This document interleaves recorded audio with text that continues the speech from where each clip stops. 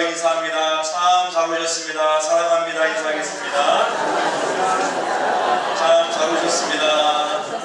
사랑합니다. 네. 네. 자, 오늘은 나는 생명의 떡이니라는 제목으로 함께 말씀을 나누겠습니다. 우리가 지난 수요일부터 절기상으로 이제 사순절이 시작되었습니다. 사순절은 이제 예수님 부활하기 전으로 이제 주일을 제한 40일 동안을 지키는 절기로서 이제 예수님께서 우리 때문에 우리를 살리기 위해서 십자가 고난 당하신 것을 우리 기억하면서 깊이 묵상하는 절기입니다. 그래서 우리가 사순절 우리 보내면서 정말 예수님이 나를 너무나 사랑하셔서 십자가의 고통도 다 이겨내셨구나. 우리가 그 하나님의 사랑을 깊이 경험할 수 있기를 간절히 축원드립니다. 자, 이번 사순절 기간에는 작년에는 저희가 가상칠언이라고 해서 십자가에서 예수님이 하신 7마디 가지고 말씀을 전했는데, 이번 사순절은 이제 예수님은 누구신가 라는 어떤 주제에 대해서 우리가 한번 생각을 하려고 합니다. 그래서 예수님께서 자신을 드러내는 여러 가지 말들을 하셨어요. 특별히 이제 출애굽기 3장에 보면 모세가 하나님을 내가 뭐라고 바로에게 말하겠습니까? 라고 이야기했더니 나는 스스로 있는 자다, 나는 나다 라고 말씀하셨는데, 이제 그 말을 예수님도 똑같이 사용하신 거예요. 나는 나다. 근데 거기다가 어떤 나냐? 여러 가지로 이제 말씀하셨어요. 나는, 오늘 말씀은 생명의 떡이다. 나는 참 포도나무다. 나는 양의 문이다. 나는 부활이고 생명이다. 여러 가지 예수님이 어떤 분인지에 대해서 이제 말씀하셨는데, 우리가 그 말씀을 묵상하면서 예수님이 이런 분이시구나, 이를 위해서 오셨구나, 우리가 깊이 깨닫는 시간이 될 줄로 믿습니다. 그 첫 번째 시간, 나는 생명의 떡이니 라고 말씀하셨어요. 여러분, 아침 안 드시고 오신 분은 지금 배가 살살 지금 고프잖아요. 그죠? 오늘도 어떤 맛있는 음식이 준비됐는지 아주 맛있는 냄새가 지금 모락모락 올라오잖아요. 그죠? 우리 찬양대는 또 옆에서 음식을 맡았기 때문에 더 지금 배가 고플 것 같아요. 자, 예수님이 많은 말 중에서 첫 번째 나는 나다라는 그 말씀이 나는 생명의 떡이다 라고 말씀하셨어요.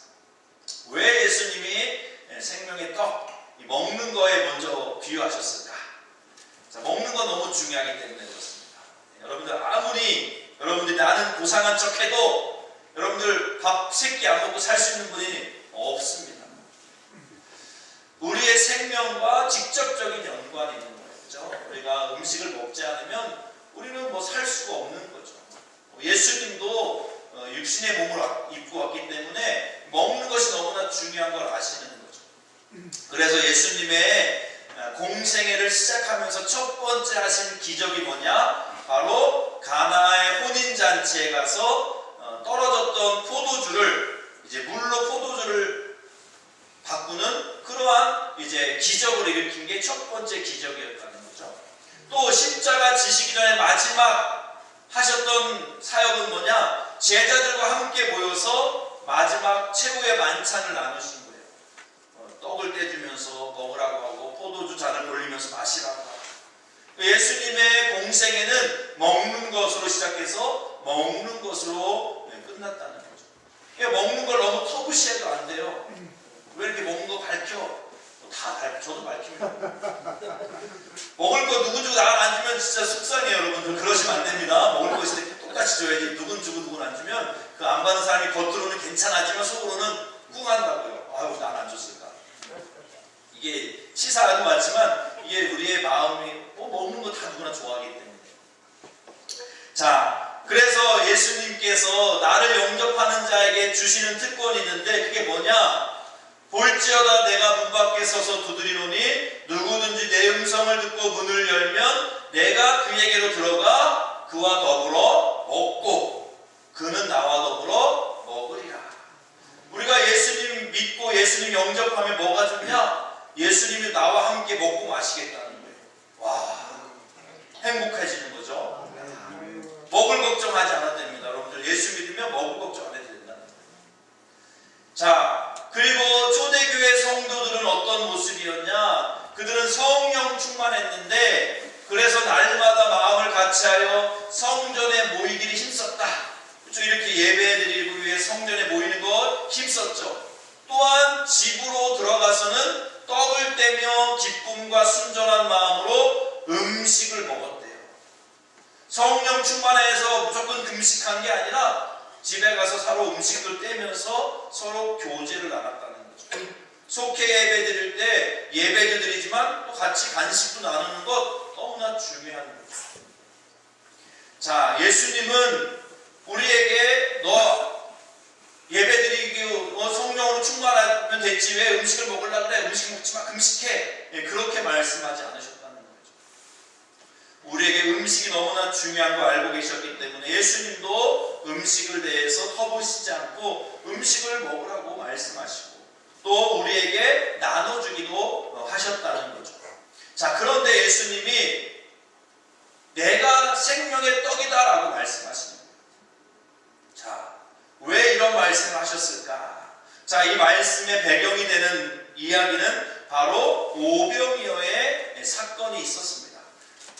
요한복음 6장을 보면 오병이어의 기적을 그려주고 있습니다.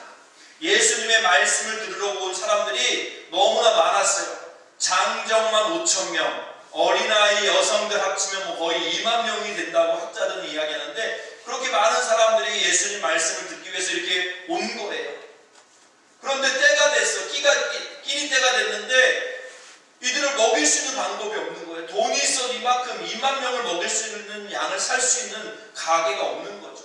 어떻게 할까? 마침 어린 소년이 오병이어 5개의 보리떡과 2개의 물고기를 가지고 왔습니다.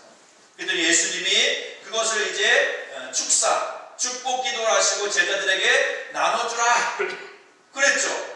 그랬더니 5,000명이 먹고도 몇 광주리가 남았다고요? 12광주리가 남은 기적을 예수님이 베푸신 거예요. 그랬더니 사람들이 깜짝 놀라죠. 아니 이렇게 많은 사람들이 배불리 먹었는데도 12광주리가 남았단 말이야? 어떻게 이러한 일이 가능하지? 와, 우리 예수님만 좀 졸졸 쫓아다니면 먹을 걱정은 안 해도 되겠네? 우리 예수님을 왕으로 세웁시다. 그러면 예수님이 왕 되면 우리 먹을 건 책임져 주시겠지? 국가에서 민생지원금을 30만 원씩 준다고 하는데 예수님 쫓아다니면 한 달에 300만 원씩 주시겠지? 우리 예수님 왕으로 세웁시다 하면서 사람들이 막 그렇게 웅성웅성 되는 거예요. 요한복음 6장 15절 보니까 그러므로 예수께서 그들이 와서 자기를 억지로 붙들어 임금으로 삼으려는 줄 아시고 다시 혼자 산으로 떠나가시니라. 예수님은 다 아는 거죠. 사람들이 나를 임금 삼아서 먹는 문제 해결하려고 나를 지금 임금 삼으려고 하는 거 아시고 예수님은 또 혼자 산으로 가버리셨어. 기도하기 위해서. 자, 사람들은 너무나 놀랐습니다. 어떻게 저런 일이 가능할까? 예수님이 왕이 되면 좋겠다. 먹을 거 지금 맨날 먹을 거 걱정하는데 예수님 왕 되면 먹을 거 걱정 없어. 자, 그런데 예수님이 이 땅에 오신 이유는 우리의 육신의 배만 채워주려고 오신 게 아니었거든요. 예수님이 오신 이유, 예수님께서 다른 이유가 있는데 사람들은 그걸 모르고 그냥 단순히 육신의 배만 채워주길 바랬다는 거죠. 예수께서 대답하여 이르시되 내가 진실로 진실로 너희에게 이르노니 너희가 나를 찾는 것은 표적을 본 까닭이 아니요 떡을 먹고 배부른 까닭이로다.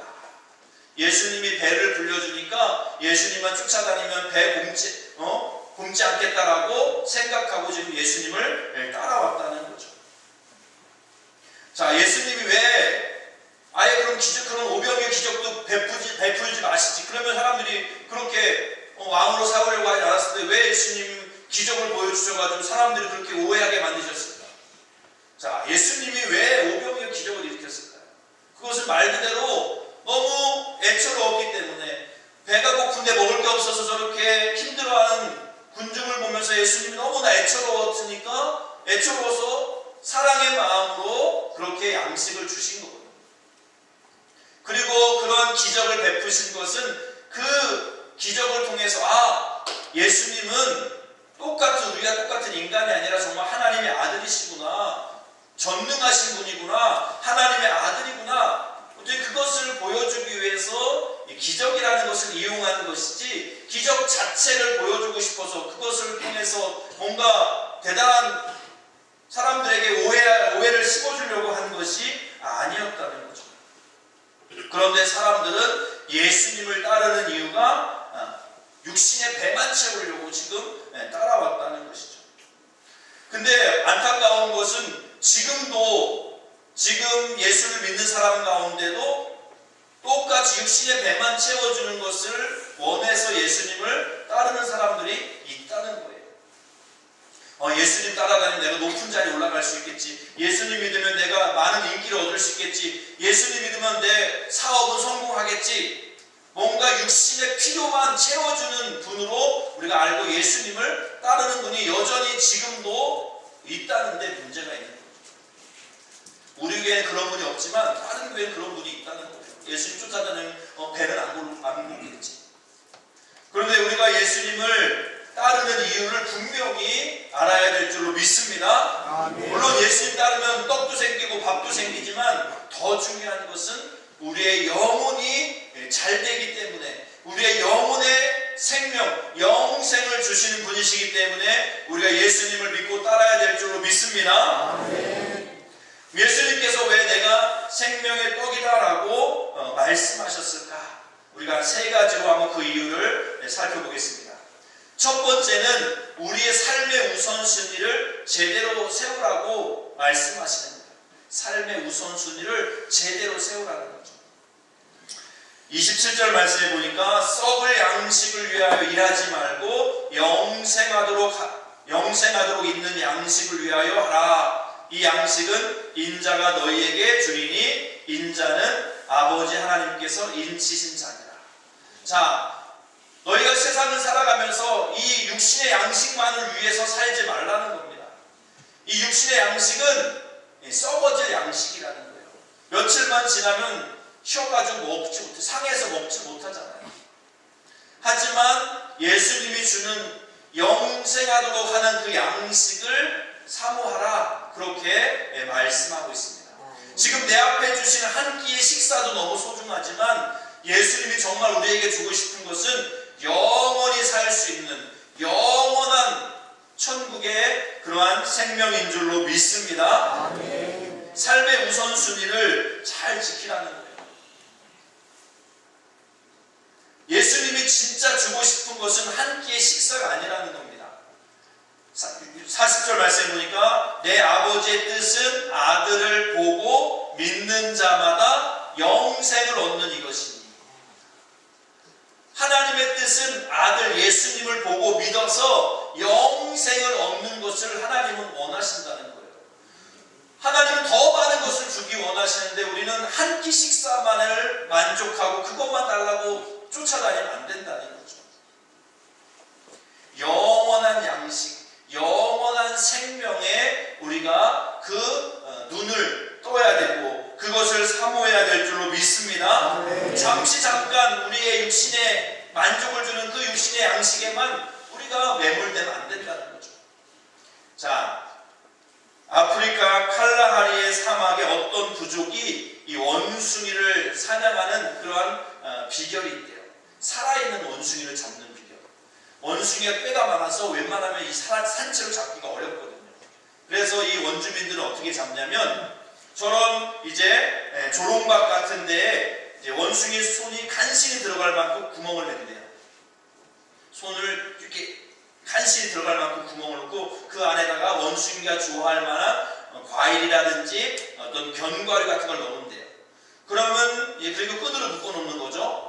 그러면 원숭이가 냄새를 맡고 와가지고 이게 뭐지? 뭐지? 하면서 보다가 냄새 맡으니까 맛있는 냄새 나잖아요. 손을 아주 조심하게 넣습니다. 들어갈 때 들어가죠. 손을 피고 들어가니까. 근데 들어가면 뭐 맛있는 게 있잖아요. 그걸 꽉 쥐고 빼려고 하면 이제 이게 빠지지가 않는 거예요. 이걸 놔야지 빠지는데 이걸 놓기가 싫은 거죠. 이거 먹을 것 있으니까. 그러면 이제 숨어 있다가 이제 원주민들이 그 원숭이 보고 이제 잡으려고 오는데도 원숭이는 그걸 놓고 도망가지 못하고 계속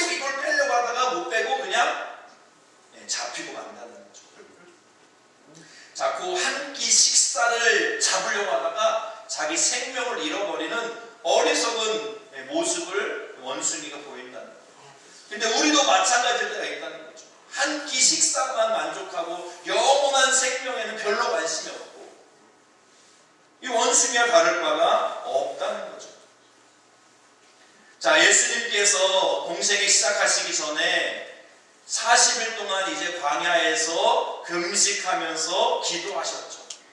자, 그러면서 이제 금식을 딱 마쳤는데 마귀가 와서 예수님을 시험합니다. 첫 번째, 세 가지 시험을 하는데 그 첫 번째 시험이 뭐였냐? 네가 만약에 하나님의 아들이라면 이 돌을 떡이 되게 한번 해봐. 지금 예수님도 엄청 배가 고프시겠죠. 또 예수님이 얼마든지 돌을 떡으로 만드실 수 있는 분이, 능력 있는 분이에요. 하지만 예수님은 그 시험에, 그것이 시험인 줄 아시고 그 시험에 빠지지 않았습니다. 그러면서 이렇게 말씀하시죠. 사람이 물론 떡도 먹어야 되지만 떡으로만 사는 존재가 아니야. 하나님의 입에서 나오는 모든 말씀으로 살 것이다 라고 말씀하셨습니다.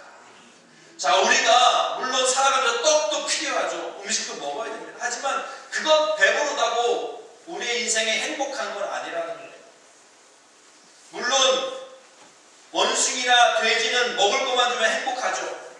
하지만 우리 인간은 영적인 존재이기 때문에 육신의 배만 부르다고 행복한 건 아니라는 거예요.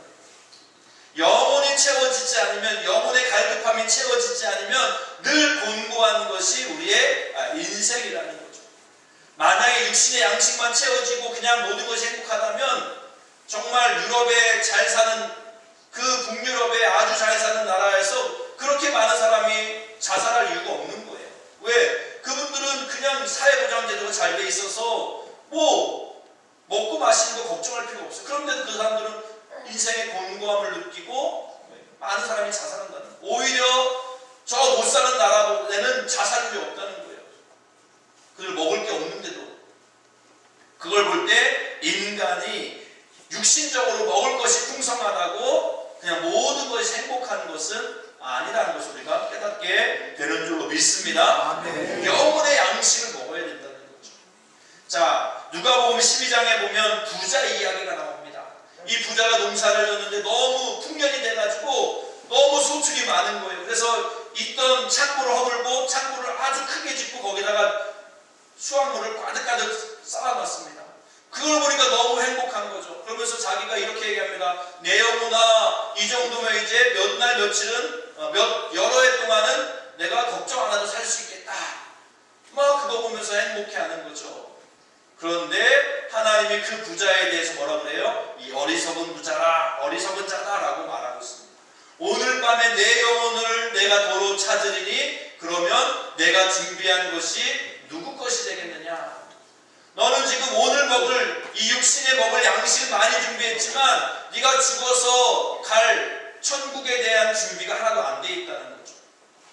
네가 영원히 살 것 같지만, 그 음식 먹고 영원히 살 것 같지만 너 내가 부르면 와야 돼. 내일 아침에도 와야 돼. 근데 너 천국 갈 준비 됐어?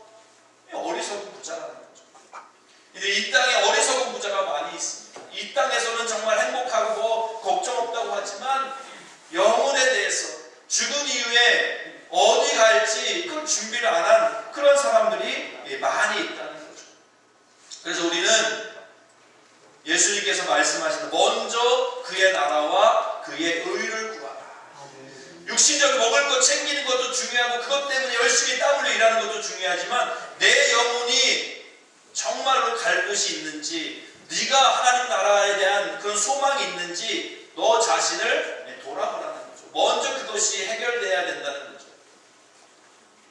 저와 여러분들은 먼저 주님의 나라와 주님의 의, 하나님 나라의 천국에 대한 소망을 붙들 수 있기를 주님의 이름으로 축원드립니다. 아멘. 자, 두 번째 우리에게 주시는 말씀 뭐예요? 너무 먹을 거에 집착하지 말라는 거예요. 하나님이 때가 되면 다 공급해 주신다는 거죠. 걱정한다고 먹을 거 없던 게 생기는 게 아니라는 거예요. 그 예로 하나님께서 이스라엘 백성에 대한 예를 듭니다. 출애굽해서 광야에서 먹을 것이 없는 이스라엘 백성들, 물도 없고 먹을 것도 아무것도 없는 그 광야에서 40년 동안 살아남았습니다. 어떻게 살아남았어요? 하나님께서 하늘에서 만나를 내려주셨어요. 와, 정말 상상도 못한 일이 벌어진 겁니다. 하늘에서 먹을 것이 내려오는 거죠. 우리가 어렸을 때 눈을 막 받아 먹은 적은 있지만 진짜 막 양식이 내려서 걱정 없이 그들이 40년 광야 생활을 보내지 않았느냐. 걱정하지 말라는 거예요. 하나님의 백성, 하나님의 자녀들 하나님께서 책임져 주신다는 겁니다. 하나님이 뭐 걱정하지 말고 주실 테니까 너무 그거에만 매달려서 그렇게 살지 말라는 거죠. 예수님께서도 말씀하십니다. 너희는 이렇게 기도하라. 어떻게 해요? 오늘 우리에게 일용할 양식을 주시옵고. 일용할 양식만 위해서 기도하라는 겁니다. 그러면 내일은요? 내일은 또 내일 하나님이 주시는 양식이 있다는 거죠. 근데 우리는 너무나 어리석고 미련해서 오늘 먹을 게 있음에도 꼭 내일도 걱정하고, 내가 은퇴하면 먹고 살 수 있을까? 내가 10년 뒤에 먹고 살 수 있을까? 걱정한다는 거예요. 근데 걱정한다고 뭐가 나아지나요? 그럴 필요 없다는 거예요. 오늘 하나님 앞에 족한 줄로 알고 감사하면 내일도 하나님이 먹여주시고 입혀주신다라고 말씀하시는 줄로 믿습니다. 아멘. 우리가 어떻게 알 수 있어요? 들에 핀 풀꽃, 들풀도, 공중에 나는 새들도 하나님이 다 때가 되면 먹이고 입히신다는 거예요. 그런데 하물며 너희일까 보냐, 믿음이 작은 자들아. 그러므로 염려하여 이르기를 무엇을 먹을까, 무엇을 마실까, 무엇을 입을까 하지 말라. 이는 다 이방인들이 구하는 것이라. 너희 하늘 아버지께서 이 모든 것이 너희에게 있어야 할 줄을 아시느니라. 아멘. 아신다는 거예요. 하나님이 우리가 살아가려면 먹을 게 필요하다는 거 아신다는 거예요. 하나님이 채워주신다는 거. 너무 걱정하지 말라는 거예요. 여러분들 자녀가 아침에 일어나가지고 걱정해. 엄마 오늘 우리 먹을 거 있어? 아빠 우리 오늘 내일 먹을 거 있어? 매일매일 걱정하면서 일어나서 걱정한다면 여러분 어떻게 생각하겠어요? 아 얘가 참 기특하네. 얘가 어른 됐네. 그렇게 생각하겠어요? 얘가 나를 어떻게 생각하고 엄마 아빠를 못 믿어가지고 맨날 이렇게 걱정하나? 안쓰러울 것 같아요. 야 너 걱정하지 마. 엄마 아빠 열심히 일하고 있고 먹을 거 많이 있는데 왜 내가 걱정하지? 우리의 삶이 똑같은 거예요. 하나님 내일 먹을 거 있을까요? 내일 굶어 죽을 것 같은데. 아니라는 거예요. 하나님 오늘 먹이시다. 내일도 먹이신다. 하나님은 좋으신 아버지신다는 거예요. 그러니 하나님의 공급하심을 믿어라. 염려하지 말아라. 걱정하지 말아라. 말씀하시는 줄로 믿습니다. 자, 세 번째. 우리가 말씀을 기약 먹을 때, 하나님 말씀을 먹을 때에 골고루 먹어야 돼요. 골고루. 우리 육신의 양식도 우리가 편식하면 안 되잖아요. 그렇죠? 편식하면 좋은 거라고 해서 하나만 먹으면 안 되잖아요. 자, 말씀은 무엇이냐? 바로 하나님의 말씀. 태초에 말씀이 계셨는데 그 말씀이 하나님과 계셨고 그 말씀은 하나님이시다. 자, 말씀이 하나님이십니다. 또 14절 말씀 보니까 말씀이 육신이 되어 우리 가운데 거하셨는데 바로 독생자. 말씀이 육신이 됐는데 바로 예수님이라는 거죠. 즉 하나님이 말씀이고 말씀이 예수님이라는 거죠. 자, 예수님이 우리에게 생명의 양식이라는데 그것은 바로 말씀을 우리에게 주시는 줄로 믿습니다. 아멘. 하나님이 주시는 양식은 이 말씀이라는 양식이라는 거죠. 그런데 이 양식의 말씀을 우리가 잘 먹어야 된다는 거예요. 골고루 육신의 양식을 먹어야지 우리가 건강한 것처럼 영적으로도 골고루 먹어야 우리가 건강하다는 거죠. 왜요? 하나님의 말씀은 우리 인생의 등불이 되기 때문인 줄로 믿습니다. 아멘. 자, 우리 시편 119편 105절 말씀 같이 한번 봉독합니다. 주의 말씀은 내 발의 등이요 내 길의 빛이니이다. 아멘. 우리가 왜 하나님 말씀을 자꾸 들어야 되느냐? 우리의 인생이 어떻게 될지 모르고 어떻게 살아야 될지 모를 때마다 환한 등불이 되어주셔서 우리가 어떻게 살아야 되는지를 알려주시기 때문에, 깨닫게 해주시기 때문인 줄로 믿습니다. 아멘. 아무도 누구도 우리의 인생에 대해서 설명해 줄 수 없습니다. 우리 인생의 그 막다른 골목 같은 길에서 누구도 우리의 인생을 해결해 줄 수 없어요. 그런데 말씀 속에서 그 진리가 있고 말씀 속에 참 그런 생명이 있는 줄로 믿습니다. 아멘. 그런데 우리가 말씀을 들어야 되는 거죠. 그래서 예배의 자리, 말씀 듣는 자리가 그만큼 소중하다는 거예요. 여러분들 하루에 밥 3끼 안 먹으면 배고픈데 여러분들 주일 예배 안 드리면 여러분들 배고프세요? 어떠세요? 조금 좀 이상한 건 있지만 배가 고파서 뭐 그런 건 없잖아요. 우리가 영적인 갈급함을 느껴야 된다는 거죠. 근데 우리는 주일 예배 안 드리고 말씀을 못 들어도 우리는 그냥 잘 살아간다는 거예요. 자, 근데 우리가 이 말씀을 들을 때 사실 우리가 말씀을 편식할 때가 많다는 거예요. 나에게 듣기 좋은 말은 그렇지 아멘, 맞아 그렇지 아멘 하는데 뭔가 나에게 책망하고 나의 잘못을 지적하는 것 같은 말씀은 에이, 귀를 닫아버린다는 거죠. 자, 하나님 말씀은 때로는 나에게 교훈처럼 다가올 때도 있습니다. 하지만 어떨 때는 나에게 책망하는 것처럼 다가올 때가 있습니다. 내가 연약하고 내가 하나님 앞에 잘못 살고 있으면 그것이 말씀이 나를 책망하는 것처럼 그렇게 들려질 때도 있다는 거예요. 근데 우리는 그 말씀을 에이, 오늘은 말씀 이상하네, 나한테는 상관없는 말씀이네, 그렇게 생각할 것이 아니라 내 귀에는 내 입에는 쓰지만 이 말씀이 생명의 말씀이다라고 우리가 믿고 받아들일 때 그것이 내 속에 양약이 되는 줄로 믿습니다. 아멘. 좋은 약은 입에 쓴 게 많잖아요. 단 것은 별로 좋지가 않습니다. 여러분들 듣기 좋은 말만 들으면 발전이 없어요. 변화되지 않습니다.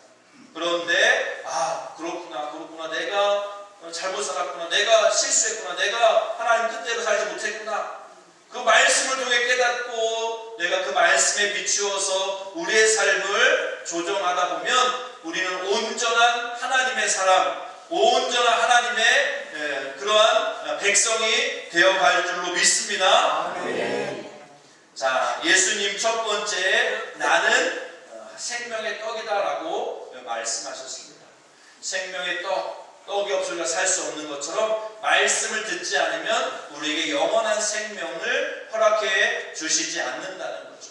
바라긴 저와 여러분들이 매일매일 양식을 먹는 것 그 열심만큼이나 하나님 말씀을 듣기를 소망합니다. 그 말씀을 들을 때에 듣기 좋은 말만 듣는 것이 아니라 조금 내 귀에 거스르는 말처럼 들릴지라도, 나를 책망하는 것 같이 들릴지라도 그것이 하나님의 말씀이라고 생각하고 아멘으로 받을 때에 우리는 영혼이 건강한 그러한 하나님의 사람, 하나님의 백성, 예수 그리스도의 제자가 될 줄로 믿습니다. 아멘. 아멘.